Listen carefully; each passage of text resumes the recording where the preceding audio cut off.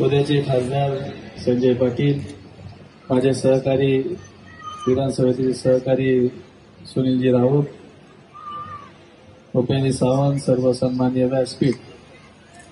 खरं तर मी अनेक ठिकाणी बोलतो हा जो माईक हातात माझ्या मिळालेला आहे तो भास्करबाईंच्या आशीर्वादानंच मिळालेला आहे.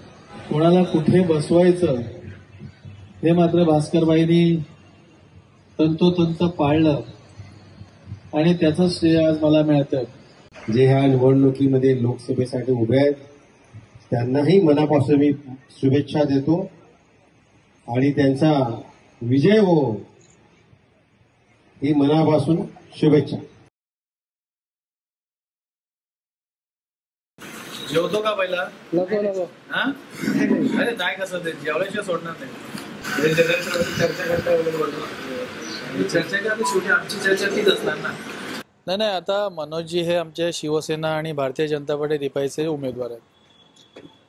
मी एक भांडूप मतदारसंघाचा आमदार म्हणून एक पक्ष अध्यक्षांनी दिलेला निर्णय शिरसावत म्हणून आम्ही आज त्या संदर्भात मी स्वतः विलेज रोडला प्रचारात होतो. आज भांडूपमध्ये विलेज रोडला सकाळी प्रचाराचा नारळ वाढवला होता, तिथे होतो आणि प्रचार संपल्यानंतर घरी आलो तर मनोजींचा फोन आला की आज भांडूपला 3 वाजता पुन्हा आपली प्रचार फेरी आहे तर मी घरी येतोय.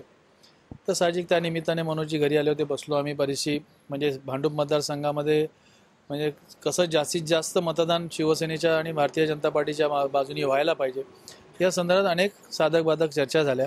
आता मी तुम्हालाही सांगतो की आपण ज्यावेळेस एखाद्या कार्यक्रमाला SRAच्या भूमिपूजनासाठी त्या भूमिपूजनामध्ये माझे गुजराती सहकारी मित्र आहेत तर त्यांनी मला निमंत्रित केलं होतं. मी तिथे गेलो त्या कार्यक्रमाला. मी जाण्यापूर्वी सुनील राऊत आणि संजय पाटील हे स्टेजवर होते. त्यांनी काय शुभेच्छा दिल्या मला माहिती नाही, परंतु मी गेल्यानंतर आपण एक संस्कृती म्हणून तो उमेदवार होता म्हणून आपण त्यांना शुभेच्छा दिल्या याचा अर्थ मी काय पक्ष सोडून त्याचं काम करू शकत नाही.